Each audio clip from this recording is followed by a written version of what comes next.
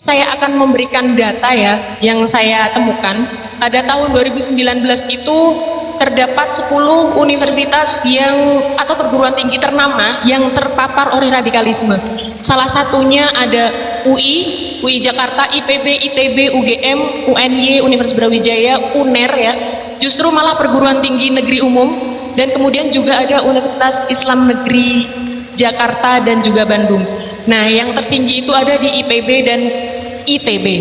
Nah, kemudian pada tahun itu juga Menteri Pertahanan menyebutkan bahwa terdapat 23,4% mahasiswa yang terpapar paham radikalisme. Cak Islah ya, ini sapaan akrabnya, ini ada yang manggil Cak Islah ya, ada juga yang Gus Islah. Ini kalau orang yang concern atau suka dalam tema-tema radikalisme itu sudah pasti nggak asing lagi. Ini keren banget ini Cak Islah ya, apalagi di Instagramnya ini saya mengikuti banget nih, banyak sekali hal-hal yang bisa kita kutip. Oh iya betul nih kata Cak Islah, oh iya ini betul gitu. Kira-kira semoga nanti sahabat-sahabat dan teman-teman yang mengikuti kegiatan ini bisa menggali lebih dalam lagi dari Cak Islah ini ya. Nah, Cak Islah Bahrawi ini lahir di Bangkalan, Jawa Timur, 21 April 1971. Ini ya, untuk pengalaman pendidikannya Islamic Boarding School Syekhona Khalil Bangkalan, Madura. Ini keren banget ya. Kemudian di Universitas Nasional Jakarta, kemudian di Asia Afrika Islamic Studies, ini masih berjalan extension program di Zaytuna Institute Berkeley, California. Ini luar biasa sekali ya. Nah, organisasinya beliau ini menjadi salah satu anggota di Ikatan Pelajar Nahdlatul Ulama dan Himpunan Mahasiswa Islam. Himpunan Mahasiswa Islam atau kita biasa sebut dengan HMI.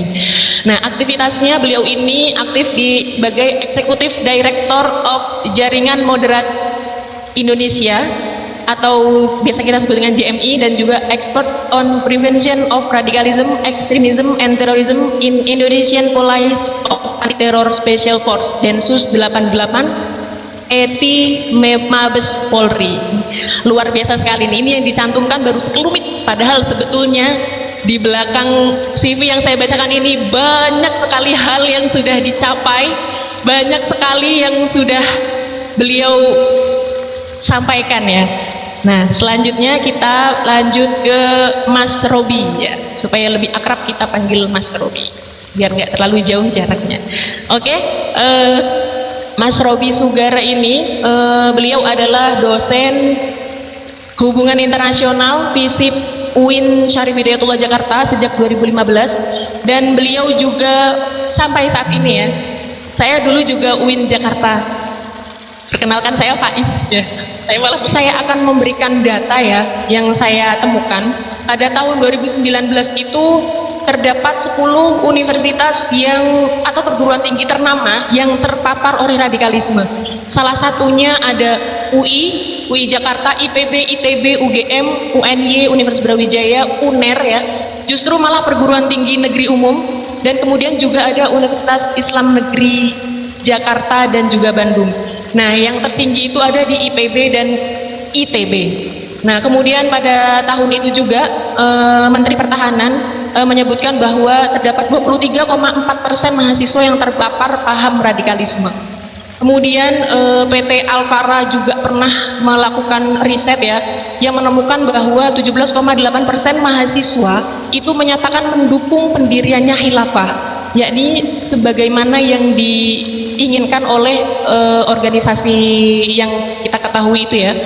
Nah, begitulah data-data tersebut itu sebetulnya saya juga, apakah itu memang fenomenanya seperti itu atau itu hanya seperti gunung es saja, tampaknya doang seperti itu, tapi ternyata di bawah dari data yang nampak itu luar biasa sekali ya kan. Seperti yang bahkan kalau di perguruan tinggi itu sangat penting ya untuk melakukan penangkalan yang disampaikan, yang seperti yang disampaikan oleh Pak Hanif Sahamafur tadi. Jadi kita harus melakukan juga penangkalan. Nah, pada kesempatan hari ini Kami ingin menggali lebih dalam lagi kepada Bapak Ibu narasumber untuk memberikan pemahaman kepada kita semua, mahasiswa, pemuda, dan tokoh masyarakat semua ini terkait radikalisme itu sendiri. Kemudian bagaimana kita bisa membangun semangat untuk mencintai diri kita sendiri, karena radikalisme itu salah satu penyebabnya adalah akan mengancam keutuhan NKRI itu ya. Kemudian yang terakhir, nanti kami berharap kita bisa diajak ya, mahasiswa dan seluruh Indonesia menjadi, khususnya mahasiswa ini ya, untuk menjadi garda terdepan dalam penangkalan radikalisme yang kita hadapi. Nah oke, pertama monggo kepada siapa dulu? Ini bebas mawon, monggo. Oke, monggo untuk Cak Islah membuka menjadi pemateri yang pertama, monggo. Assalamualaikum warahmatullahi taala wabarakatuh. Allahumma shalli ala sayyidina Muhammad wa ala ali sayyidina wa maulana Muhammad. Yang saya hormati para narasumber dan juga seluruh panitia dan seluruh teman-temanku yang hadir dalam majelis. Mulai dari mana ya? Saya begini, radikalisme ini kan ada judul radikalisme. Sebenarnya radikalisme ini dalam nomenklatur di negara kita itu hampir tidak ditemukan ya, tapi ditemukannya secara akademis. Itu pun definisinya tidak ada yang rigid, tidak ada yang baku gitu ya.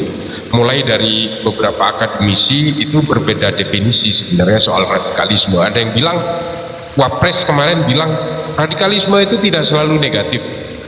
Tapi kalau kita tanya kepada Scott Atran, penulis Talking to the Enemy, radikalisme itu negatif. Kalau kita tanya kepada Daniel Kohler, dia bilang cenderung negatif. Kalau ditanya kepada Farah Pendit, dia mengatakan radikalisme itu Wahabi Salafi. Macam-macam definisinya. Kalau ditanyakan kepada Elena Groening, radikalisme itu adalah sikap berlebihan terhadap ketertindasan, ketidakberadaan ruang dari interculturals. Jadi macam-macam. Tapi di dalam nomenklatur kita memang tidak dikenal radikalisme, adanya ekstremisme berbasis kekerasan seperti yang dituangkan dalam Perpres, termasuk undang-undang, mohon izin dikoreksi Pak Sabto kalau salah, termasuk yang dituangkan dalam undang-undang nomor 15 tahun 2003 dan undang-undang nomor 5 tahun 2018. Jadi memang dikenalnya itu ekstremisme berbasis kekerasan dan terorisme. Tapi saya akan mencari perspektif yang berbeda dalam persoalan radikalisme, ekstremisme, dan terorisme. Saya tidak akan membedahnya secara definitif. Ini berapa menit saya? Inilah sesuai tenggang rasa saya aja. Kalau dihabiskan nanti yang lain setelah maghrib. Nanti yang doa Mbak Riri, Mas Robi, closing statement. Tapi intinya begini, kalau saya akan mengulangi dari apa yang biasa saya sampaikan di beberapa media dan juga di Instagram saya dan di Facebook misalnya. Saya selalu mengatakan bahwa agama itu akan berkenalan dengan brutalitas ketika dia bersentuhan dengan kepentingan politik. Ini yang terjadi. Dan radikalisme di kalangan mahasiswa ini juga ketika bersentuhan dengan politik. Jadi saya akan memberi gambaran bahwa agama dan mahasiswa ini adalah dua entitas yang berbeda, tapi secara analogis bisa dikatakan sama. Karena mahasiswa juga bersentuhan dengan kepentingan pragmatisme politik, dia berkenalan dengan kekerasan, mulai dari malari. Misalnya ya, kita ambil contoh 98, ini tetap saja ini bersentuhan dengan kepentingan politik. Dan juga yang kemarin, meskipun tidak ada kekerasan, setidaknya dia berkenalan dengan hal-hal yang bersifat radikalisme. Karena radikalisme itu tidak selalu bersifat destruktif, beda dengan ekstremisme. Tapi agama juga demikian. Agama ini berkenalan dengan brutalitas setelah berkenalan dengan politik. Semua organisasi teror di seluruh dunia, mulai dari Al-Shabaab, Boko Haram, Seleka, Anti Balaka, Jabhatun Nusra, Liwa'ut Tauhid, Free Syrian Army, termasuk Taliban, termasuk ISIS, Al-Qaeda, Abu Badr Menhof, White Supremacy, ini semua itu adalah hal-hal yang bersifat ideologis yang dipaksa terlibat dalam kekerasan setelah dia bertemu dengan kepentingan politik. Dan di Islam, ini di Islam, kita berbicara soal Islam karena saya Islam dan kebetulan kajian saya itu sejarah dan filsafat Islam. Sejarah Islam itu memberikan contoh kepada kita bahwa kekerasan-kekerasan di dalam Islam itu terjadi ketika bersinggungan dengan kepentingan-kepentingan politik. Orang-orang suci di dalam Islam itu terlibat dalam pembunuhan dan perang sesama umat Islam ketika dia berkenalan dengan ambisi-ambisi politik, terutama di Madinah. Kita tahulah gitu ya, kita terlibat dalam perang sesama Islam, perang Jamal, perang Siffin, perang Qurra, perang Zat, itu semua adalah perang-perang yang memalukan. Saya mengatakan ini humiliation, ini adalah sangat-sangat memalukan sesama umat Islam, bos. Saling berperang, saling bunuh, perempuan yang tidak bersuami itu diperkosa sehingga melahirkan 1000 anak haram di Madinah bagian timur laut. Itu yang terjadi dalam perang Qurra. Yang memperkosa itu pasukan Yazid dari Damaskus yang Islam, yang diperkosa juga perempuan-perempuan Islam, yang dibunuh sahabat-sahabat Nabi. Ini kan memalukan sekali. Dan ini dilakukan juga oleh ISIS hari ini di Irak dan Suriah. Ini semua terjadi karena bersentuhan dengan kepentingan-kepentingan politik. Yazid juga menyerang Qurra, menyerang Madinah bagian timur laut itu karena dia merasa dilecehkan karena orang-orang Qurra ini tidak mau berbaiat kepada kepemimpinan Yazid. Dan itu juga terjadi terhadap pembunuhan Sayyidina Utsman, pembunuhan Sayyidina Ali, peracunan Sayyidina Hasan, pembunuhan Sayyidina Husain, dan pembunuhan-pembunuhan yang terjadi pada masa kekhalifahan Bani Umayyah, Bani Abbasiyah, Bani Ottoman, dan Bani Umayyah di Andalusia. Jangan hanya diceritakan khilafah itu, jangan hanya diceritakan seolah-olah Islam itu jaya di tangan khilafah. Perang salib itu perang Arab dengan Eropa, bukan Islam dengan Kristen, jangan salah. Dan penaklukan Konstantinopel segala macam itu bukan dilandasi oleh perjuangan Islam, kejayaan Islam. Saya pastikan bukan kejayaan Islam, bukan. Ini kan yang dijual oleh Hizbut Tahrir. Saya nyatakan sekali lagi, ini adalah ekspansi kekuasaan Ottoman. Tidak lebih. Penaklukan terhadap bangsa Armenia yang kemudian diislamkan paksa 100% menjadi Islam orang-orang Armenia, itu juga adalah bagian dari ekspansi ideologis dan ekspansi politis dari Kekaisaran Ottoman. Setelah Kekaisaran Ottoman tumbang, bangsa Armenia 100% menjadi Kristen lagi. Ini kejayaan. Tadi narasi-narasi khilafah dan sebagainya itu adalah marketing politik saja, sama seperti yang terjadi di dalam dunia Islam 1400 tahun yang lalu, sama persis, tidak ada beda. Zaman dulu Muhammad bin Abu Bakar, anaknya Sayyidina Abu Bakar, membunuh sahabat terbaik bapaknya sendiri yang bernama Sayyidina Utsman ibnu Affan. Itu karena apa? Politik. Dia kecewa karena penunjukannya sebagai gubernur Mesir dianulir, padahal yang menganulir bukan Sayyidina Utsman tapi Marwan bin Hakam. Ini kan harus kita pelajari hari ini, bahwa gerakan-gerakan teroris, gerakan-gerakan kekerasan yang menunggangi Islam itu sebenarnya adalah untuk membela kepentingan politik, tidak lebih. Inilah mengapa saya di banyak kesempatan mengatakan bahwa siapa sih yang memperkenalkan politik kepada Islam di abad modern ini? Kok Islam itu akhirnya identik dengan ekstremisme dan terorisme? Ini kejahatan menurut saya. Sehingga apa? Islam itu identik dengan terorisme. Dan orang tidak lagi tertarik kepada Islam karena dia betul-betul fobia. Saya setuju Islamofobia itu diciptakan orang Barat. Saya setuju. Sama seperti saya setuju bahwa khilafah dan Hizbut Tahrir itu adalah satu paket yang didengungkan oleh Commonwealth hanya untuk menjelek-jelekan Islam saja. Jangan bilang bahwa khilafah itu untuk memajukan Islam, menjayakan Islam. Islam tidak pernah maju ketika dia bersentuhan dengan politik. Islam mengenal kekerasan ketika bersentuhan dengan politik. Islam itu jaya hanya ketika dia bersentuhan dengan ilmu pengetahuan. Tolong dicatat. Islam tidak akan pernah mengalami kejayaan kalau dia itu masih teriming-imingi, menurut Ernest Bloch, masih teriming-imingi oleh kepentingan-kepentingan politik, messianic belief. Apa itu? Kekuasaan akhir zaman, nubuat akhir zaman, Imam Mahdi dan sebagainya. Biarlah itu menjadi urusan Allah. Biarlah khalifah akhir zaman itu menjadi urusan Allah. Manusia itu hanya bisanya membuat petak-petak di bumi ini dan kemudian melakukan praktik kekerasan atas nama petak-petak itu. Saya lebih setuju terhadap Thomas Aquinas dan Ibnu Khaldun dalam hal ini, bahwa Tuhan itu tidak perlu perbatasan-perbatasan atau negara-negara. Manusia yang membuat petak-petak itu dengan segala ambisi dan kejulasan. Tuhan itu menciptakan alam semesta, nggak perlu negara. Keimanan itu nggak perlu paspor, nggak perlu visa. No matter no matter lagi, so Inggris lagi. Dimanapun kamu tinggal, mau di tengah lautan sekalipun, berbangsa apapun, silahkan berkeimanan. Resiliensi keimanan itu tidak mengenal batas, borderless, no boundaries. Orang di pojokan Afrika sana bisa saja memeluk Islam tanpa harus naik haji ke Eropa. Kalau ke Mekah dan Madinah mau melaksanakan ritual-ritual haji misalnya, ya boleh saja kalau memang dia tidak mampu. Dia bahkan tidak perlu pernah melihat Ka'bah misalnya, tapi dia sholat menghadap ke Ka'bah secara terus-menerus. Inilah yang dimaksud dengan no boundaries itu. Berislam juga tidak perlu menjadi Arab, kata Bung Karno. Ini valid sekali, karena memang konsep al-asobiyah seperti yang dikatakan oleh Ibnu Khaldun dalam Al-Muqaddimah itu memang seperti itu. Konsep keimanan seperti yang dikatakan Imam Ghazali dalam Al-Mustadriyah dan juga dalam kitab-kitabnya yang lain seperti Tahafud Al-Falasifah, seperti dalam Ihya Ulumuddin dan sebagainya, itu mengatakan memang bahwa keimanan itu borderless. Kalian mau uzlah atau kalian itu